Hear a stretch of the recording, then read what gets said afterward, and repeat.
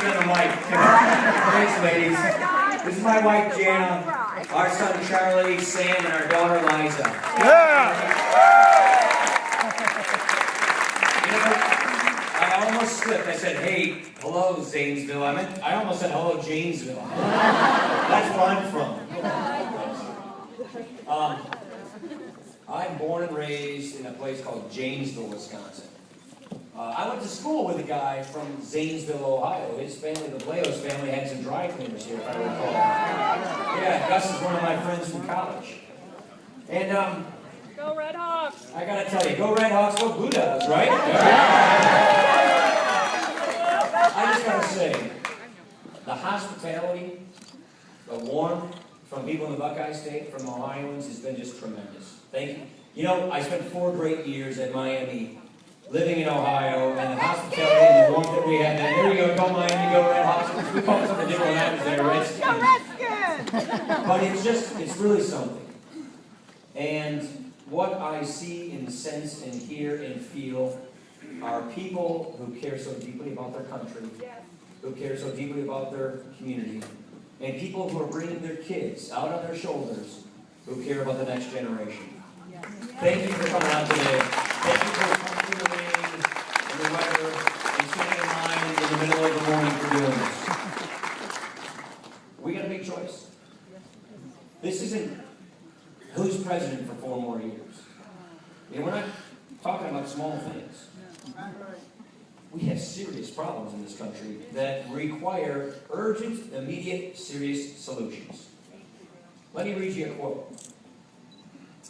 If you don't have any fresh ideas, you use stale tactics to scare voters. If you don't have a record to run on, you paint your opponent as someone people should run from. You make a big election about small things. You know who said that? Barack Obama, when he ran for president in 2008, was saying that. And unfortunately, turn on your TV, that's exactly what President Obama has become these days. You see, he can't run on his record. We got 23 million people struggling for work. We've got factories that are closed. We've lost over 600,000 manufacturing jobs just since he took office. 38,000 just in the last 2 months. We're going in the wrong direction. The economy was supposed to be growing twice as fast today as it is if only we had passed his plan. Guess what? The Obama economic agenda failed not because it was stopped. It failed because it was passed. He came into Congress with full control of Washington. He had the House, the Senate, and the White House. And he passed his agenda. He passed his stimulus plan with all the borrowing and all the spending. It failed to create the jobs they said it would. And then he turned his attention for a year and a half to have a government takeover of health care. And then he turned his attention to an energy policy where he tried to get a new national energy tax on all of our energy consumption. He didn't get that one through the Senate, he got through the House. And then he started regulating. And so if you're a manufacturer, if you're a small business, what do you see coming from Washington? You see more regulation, more red tape. You see the promise of higher taxes. You see a government spending money it doesn't have, borrowing beyond its means, borrowing more money from countries like China to fund its government, which simply means we'll have a debt crisis just like Europe. We can't afford 4 more years like these last 4 years. We can't stand for that. The president's not giving us much of a second-term agenda. He's not saying, here are my ABCs. He put out a slick 20-page brochure the other day, but you don't have to read it to know where we're headed.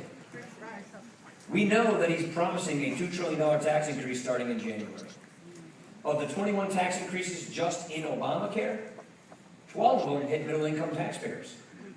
Remember when he said he wouldn't have a middle-income tax increase? Well, there are 12 episodes, 12 examples where he failed to do that one. Remember when he said he'd cut the deficit in half over 4 years? We've had $1 trillion deficits each and every year. Remember when he said he'd bring people together to solve the country's biggest problems? This is the 3rd president I've served with. It's the most partisan atmosphere I've ever seen. Look at John Casey. You know, I learned a lot from that man. I came in as a young guy in Congress under his leadership, working on the budget committee. kind of basically following the same trail that he blazed. Here's a guy who sees a problem and runs at the problem. That's what leadership is. That's what leaders do. We've got big problems. We don't want a president blaming somebody else for 4 years. We don't want a president ducking the tough issues, demagoguing the other party. We want a president who will lead and fix this mess in Washington and run at our problems and solve our problems.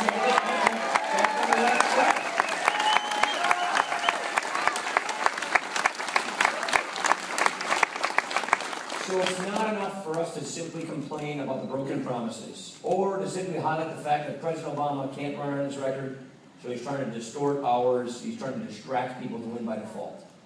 This is why we're offering specific solutions, specific ideas on how to create 12 million jobs, how to get people back to work, how to confront our problems before they get out of our control. Number one, and here in Ohio, here in this part of Ohio, we have so much energy in this country. Let's use that energy in this country and put people back to work. Let's use our coal. Let's use our natural gas. Let's use our oil. Let's use our renewables. If we do this, that means American energy dollars go to American jobs. That helps manufacturers. That brings down our price of energy. We know if the president gets reelected, he'll keep regulating coal out of existence. He'll keep shutting down federal lands. He'll keep shutting down oil and gas exploration. He'll keep his war on coal. And he'll go back for his national energy tax. And you know what? On day one, when we have a president around me and they ask him if he can build the Keystone Pipeline, he will say, yeah, you can build the Keystone Pipeline. Let's get that.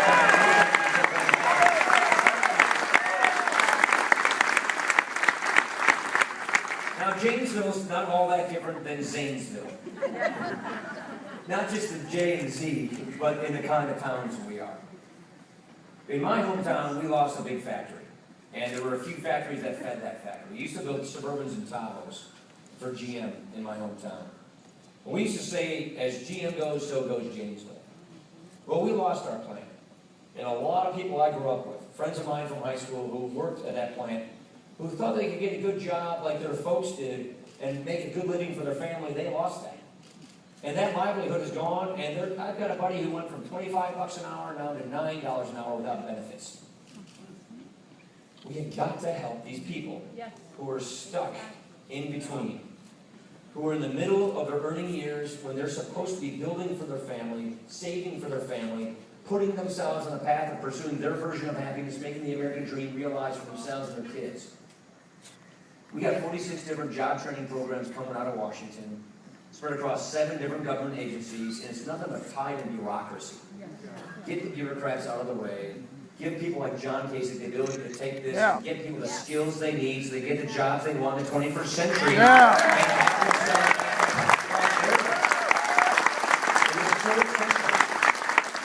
up energy. Get people the skills they need. And just like a little case of common sense, we just got to stop spending money we don't have. Right.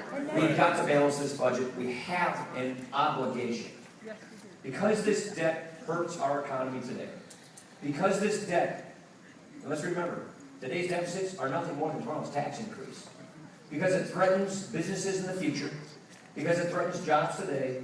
And because we know, without a shred of doubt, that these young kids in this room are inheriting an inferior standard of living. I know that when my 3 kids are my age, the size of government then will be double what it is today if we stay in the path we're on. We know we are giving them a diminished future. We've never done that in this country before. Every generation has always fixed its problems so that its kids and grandkids are better off. This is that moment for us to do that. That's right.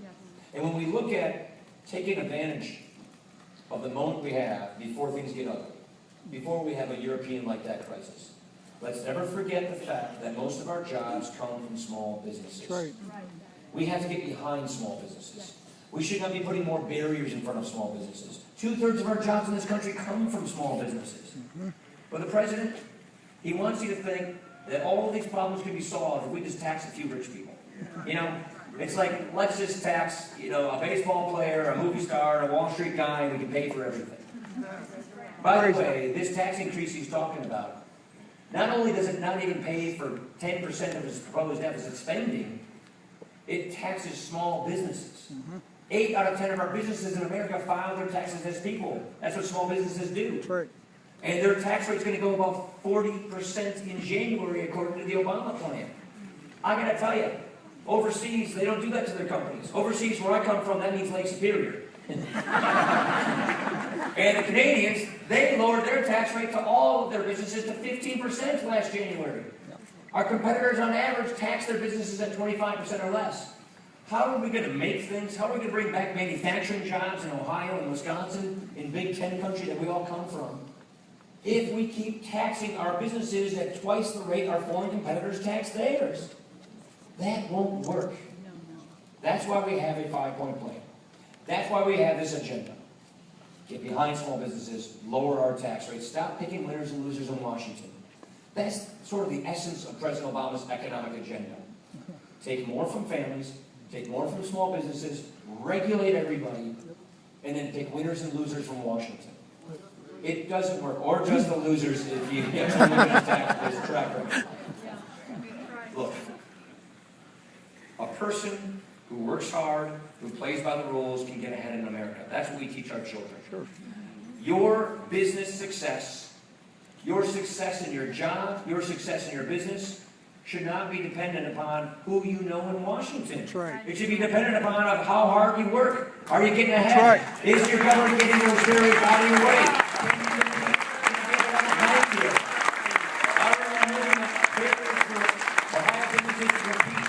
Are we cracking down on countries that cheat? Those are the things. This is why we're going to you and saying, look, there's a better way to do things.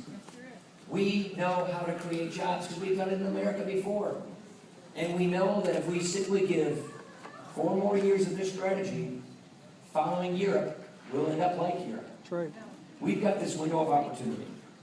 The next presidency will determine how this goes. That's right. This is the most important election in our generation, no matter what generation you come from. Because we're not just deciding a presidency for 4 years. That's right. We're deciding the kind of people we're going to be, the kind of country we're going to have, the kind of country we're going to give our kids. That's right. Right. And so we're asking for your vote. You We're got it. asking for your help.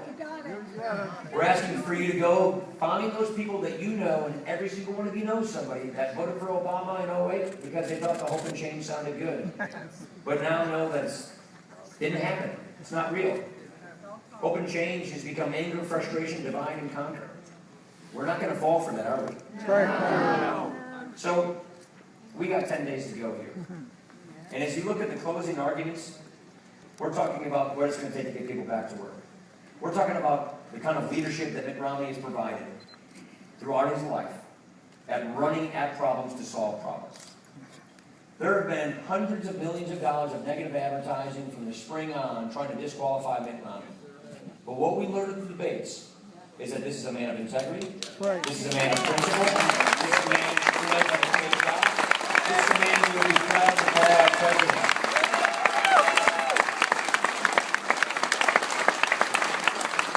Of all things we know about Mitt Romney, leadership comes to mind. One of my favorite historians just passed away a couple weeks ago. And he said that the great characteristics of a leader, the common theme of leaders who step up to the plate to help their countries in their times of need, have these 4 characteristics. A moral compass. That's right. A bedrock of principles. A vision for the country and the ability and the experience and the skills to execute that vision by working with people. Yeah. That's exactly what Mitt Romney has done throughout his life. That's the kind of governor he was. That's the kind of businessman he was. That's the kind of leader he was. And that's the kind of president he's going to be.